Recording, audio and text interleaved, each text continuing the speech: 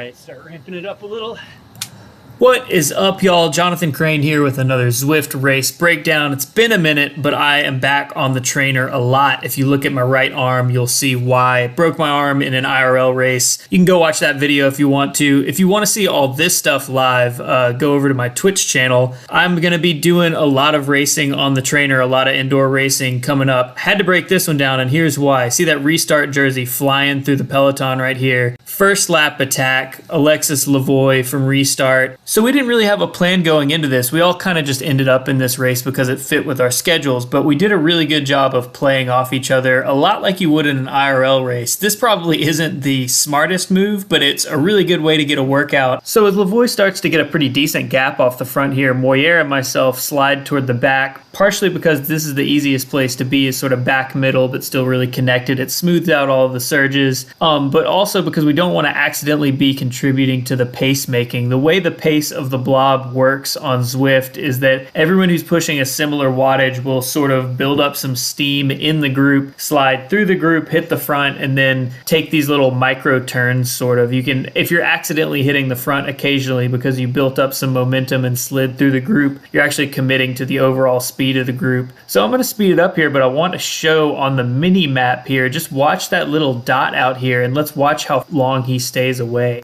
I really want you to keep your eye on the mini map up there, and you can see the single dot off the front there. He maintains a pretty solid gap for about 2 full laps off the front, which if you've raced Crit City on Zwift, especially against a blob like this, is more than a 20-person blob behind, and you can see it's stretching out a little bit. People are chasing for real. You know how hard it is to hold off this many people, so when he gets brought back, I do want to back him up a little bit right here. So I'm setting up to counterattack right when he gets brought back right here. I think I hit my power up and then I realized I haven't. I'm fumbling around with the power up, and I think the fact that I sort of paused and then sprinted again, and I'm looking down at my companion app, I'm kind of messing around there, is part of the reason that I was not able to snap and get a good separation here. But basically the idea of an attack like this is that someone else has just been motivated to chase down the breakaway. They've just gotten there. There's probably only a limited number of people who are willing to chase at any given time, and most of them should be burned from chasing just a second ago. Right here we got Greg Abbott joining me from the next team, and then also Britt from KRT. This would have been a really good group composition if we could have gotten together. I think they both realized that Restart had the numbers and maybe we were just going to be hitting these 1-2 punches and committing to it. So if we could have gotten this group together and really worked, we just never quite got separation.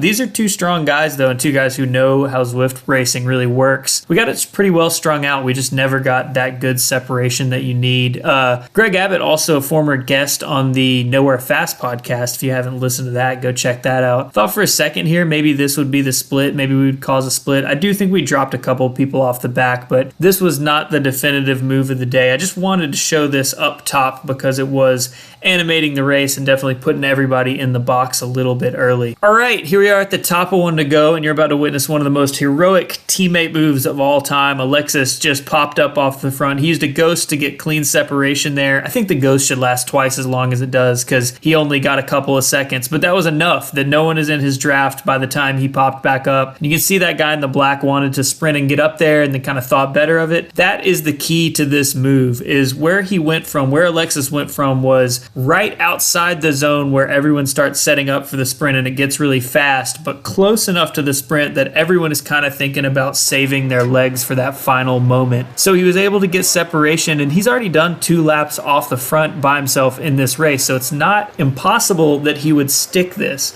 What this does, I mean, for one, he could just win the race like this, whether or not I'm here. But with me here, with Moyer here, Moyer won one of these races, the previous one that he and I did together, he won. So he's got a decent sprint on him, definitely knows the course, knows what he's doing. But what this does is it puts everyone else in a position where they're going to have to chase really hard leading into the sprint. Someone is going to have to go to the front and drive this group. And as I said earlier, there are only so many people who are feeling good enough to do anything at this point.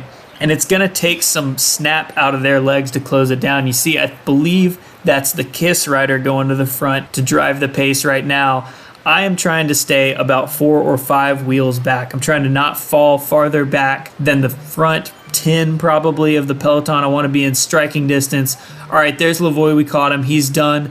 Perfect timing, right inside. Everyone kind of slows down right as we make the catch. 275 meters to go, right where I like to go from. The guys that were on the front there, that are at the front, in front of me still, were the guys in the wind chasing that move. I timed it perfectly. I happened to have an arrow helmet I was able to hold on to. I'm slipping draft to draft. I'm going forward as these guys are fading, and boom, got the win. First win since the arm break.